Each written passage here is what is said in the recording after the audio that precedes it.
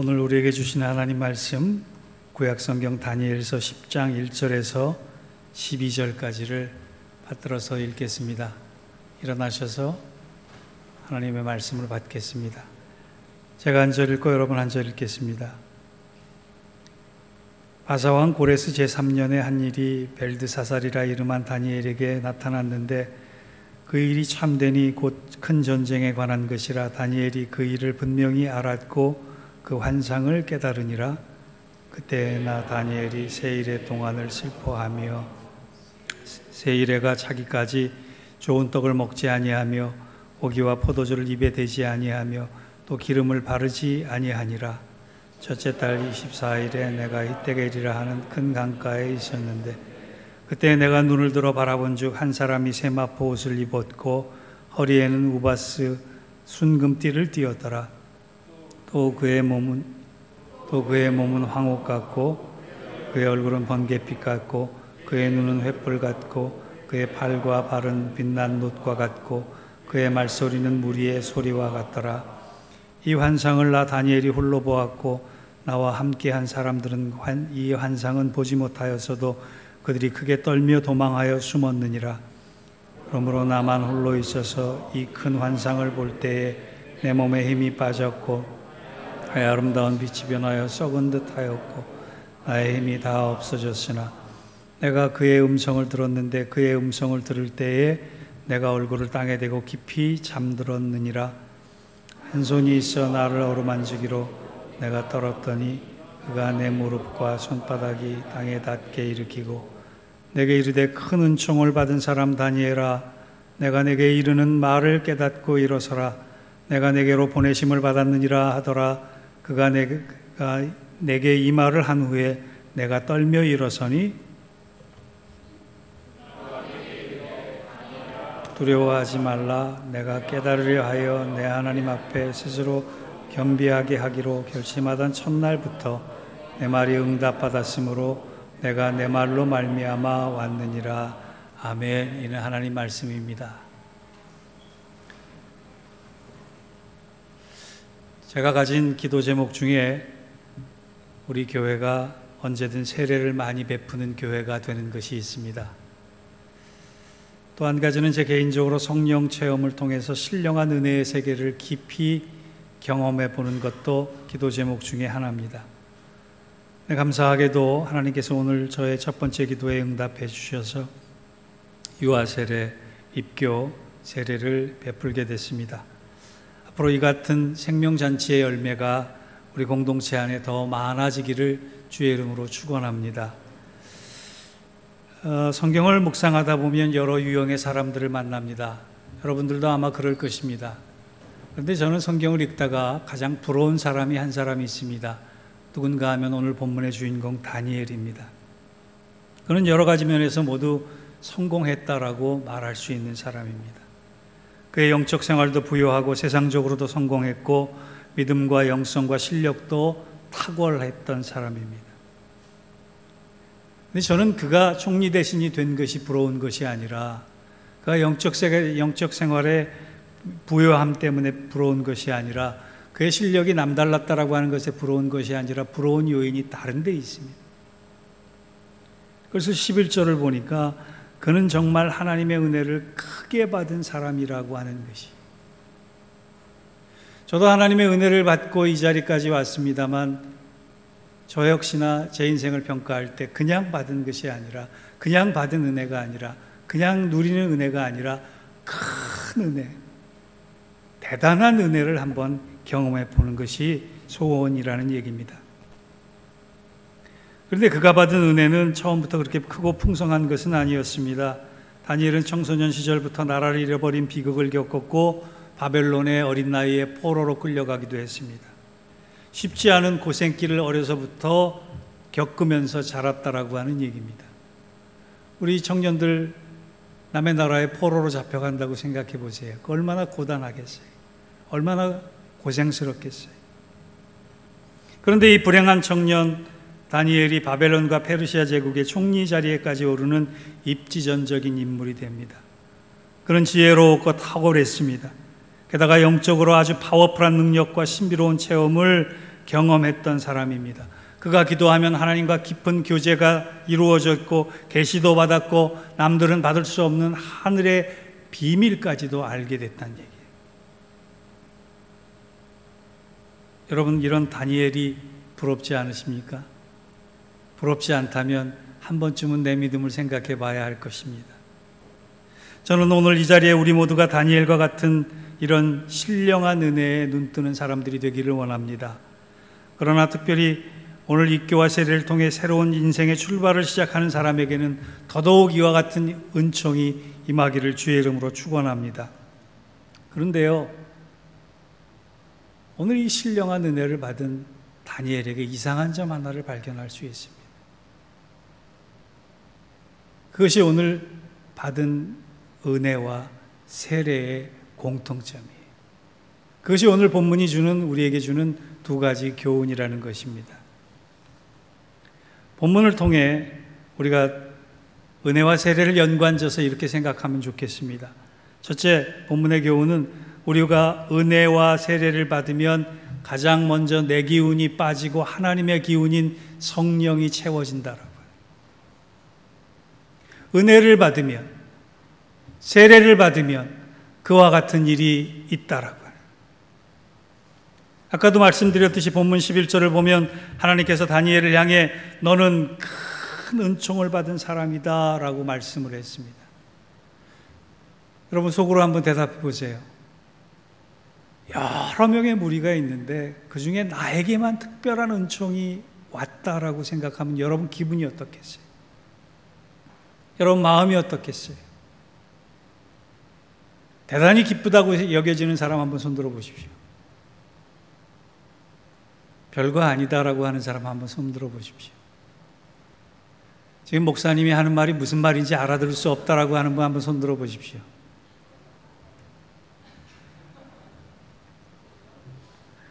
하나님이 여러분에게 특별한 은총을 쏟아부어 주셨다라고 생각해 보세요. 다른 사람 다 안 받고 나만 받았다라고 생각해 보세요.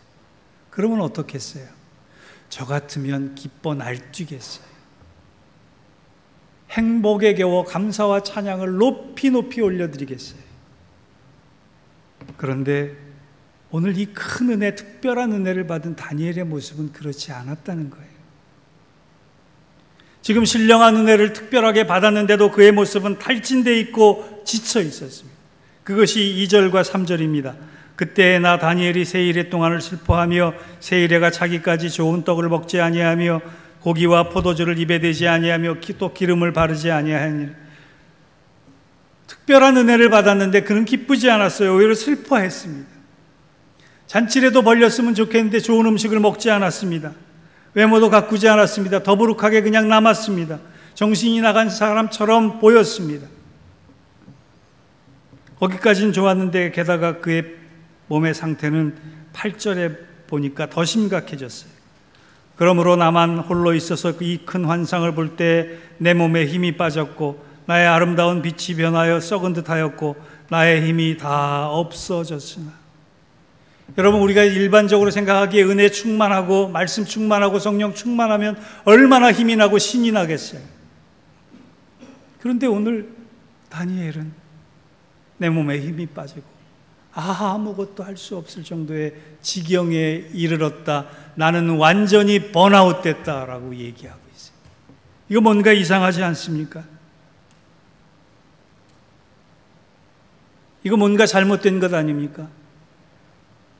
그런데요, 정말 큰 은혜를 받으면, 정말 특별한 은혜를 받으면, 정말 신령한 은혜를 받으면 하나님께 압도되기 때문에 내 기운이 다 빠져나가고 그 다 빠져나간 아무것도 아닌 나 같은 거에 하나님의 성령이 임할 때 나는 새 사람이 된다라고 하는 겁니다.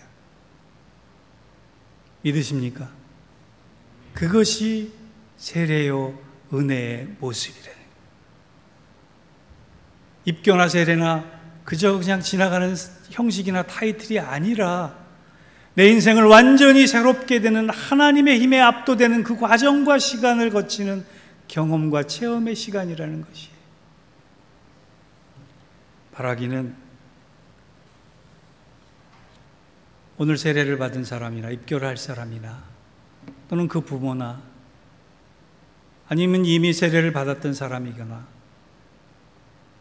하나님께 특별한 은혜, 큰 은혜, 신령한 은혜를 넘치도록 받아서 내 기운은 다 빠져나갈지라도 하나님에 의한 새 기운으로 채워지는, 그래서 하나님께 압도당하는 그 영광과 임재 앞에 새로운 인생을 꿈꿀 수 있는 은혜가 주어지기를 주의 이름으로 축원합니다. 두 번째, 그것으로 끝나느냐? 아니라는 거예요. 그 다음 단계가 있다는 거예요.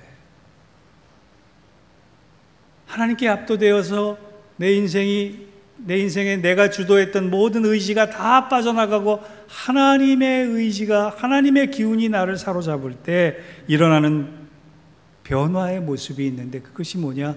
첫째는 내 인생의 방향이 바뀐다라고요.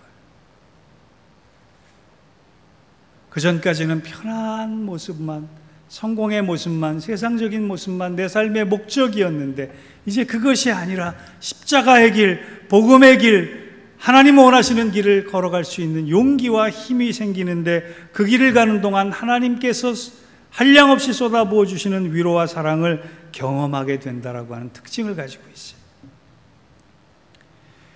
목사가 하는 일이 뭡니까? 말씀을 전하기 위해서 성경 연구하는 거 아닙니까?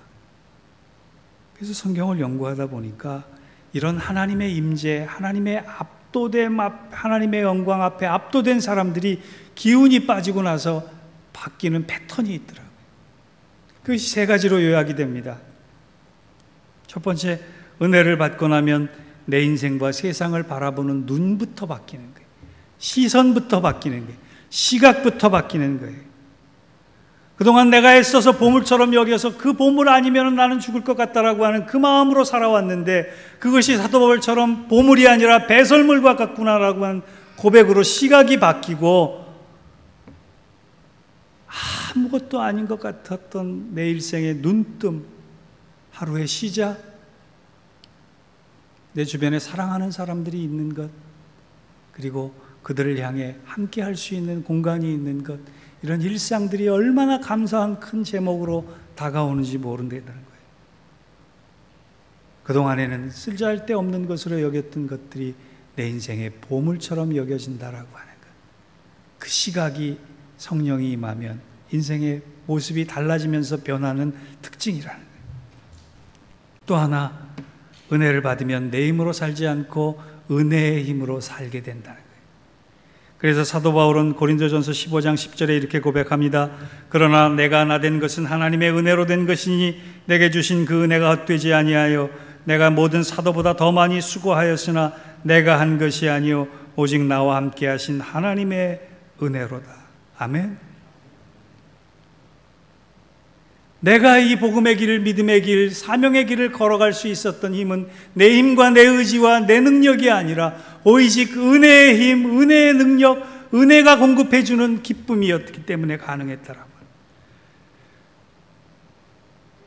여러분, 순교자 스데반을 한번 생각해 보세요.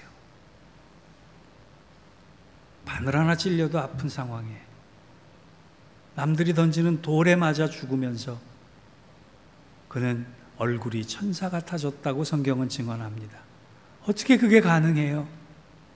나에게 죽이려고 돌을 던지는 사람을 어떻게 용서해달라고 하나님께 기도를 하면서 죽어갈 수 있어요? 어떻게 그것이 가능합니까?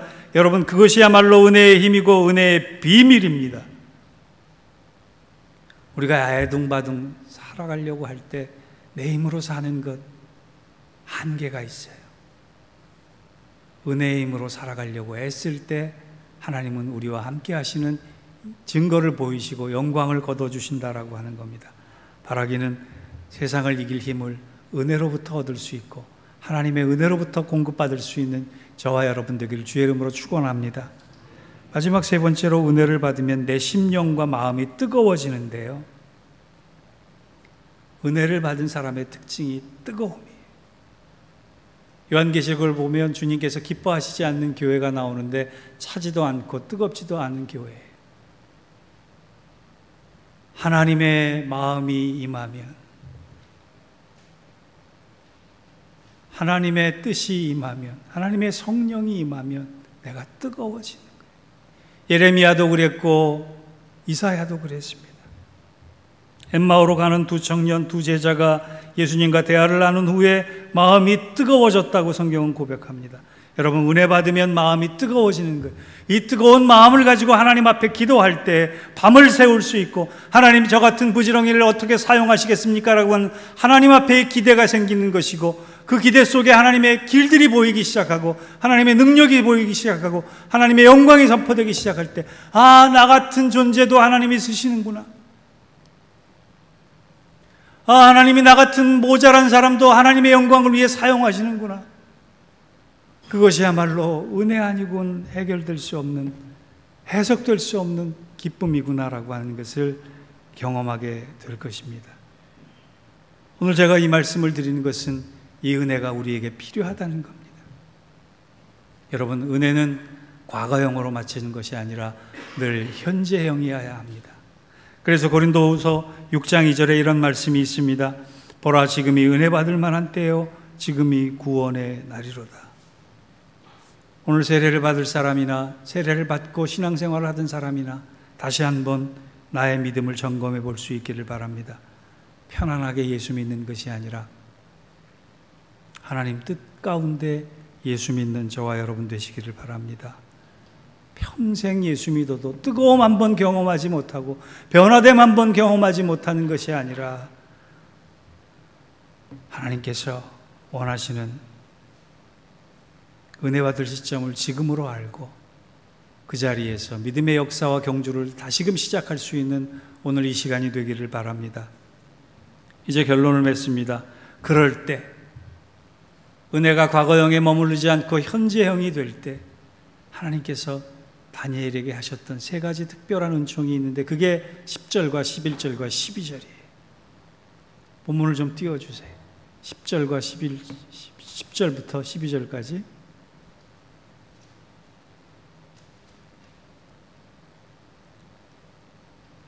안 띄워주는데요. 제가 읽어드리겠습니다. 한 손이 있어 나를 어루만지기로 내가 떨었더니 그가 내 무릎과 손바닥이 땅에 닿게 일으키고 내가 이르되 큰 은총을 받은 사람 다니엘아, 내가 내게 이르는 말을 깨닫고 일어서라. 내가 내게 보내심을 받았느니라 하더라. 그가 내게 이 말을 한 후에 내가 떨며 일어서니 그가 내게 이르되 다니엘아, 두려워하지 말라. 은혜를 현재형으로 받고 믿음의 사람으로 험난한 복음의 길을, 사명의 길을 가기로 작정하는 순간에 하나님께서 해주시는 음성이, 들려주시는 음성이 있는데 그것이 세 가지입니다. 나를 어루만져 주신다. 또 하나, 나를 일어서게 해주신다. 그리고 일어선 나에게, 걸음을 걷는 시작하는 나에게 분명한 목소리로 들려주세요. 다니엘아, 두려워하지 말라. 오늘 입교와 세례를 받는 사람, 이 세 가지 음성을 꼭 들을 수 있기를 바랍니다. 그리고 세례를 잊어버린, 세례의 감격과 세례의 고백을 잊어버린 성도들도 다시 한번 이 음성을 듣기를 바랍니다. 하나님께서 어루만져 주시고 이렇게 세워주시고 두려워 말라고 힘을 주시는 사람이 되기를 바랍니다. 그럴 때 다니엘처럼 상황과 상처와 상심과 상대에 휘둘리지 않고 하나님의 세계 가운데 굳건한 믿음으로 당당히 승리할 수 있는 은혜를 가지게 되는 것입니다. 이 은혜와 축복이 우리 모두에게 임하기를 주의 이름으로 축원합니다. 기도하겠습니다. 하나님, 하나님께 압도되는 인생이 바뀌는 경험이 있기를 원합니다. 하늘로부터 내려온 능력과 힘을 공급받는 축복이 있기를 원합니다. 말씀으로 뜨거워지는 경험이 있게 하시고 기도할 때마다 성령의 위로를 받는 큰 은혜를 허락받는 오늘 세례자와 입교자 그리고 우리 모두가 되게 하여 주옵소서. 예수님의 이름으로 감사하며 기도하옵나이다. 아멘.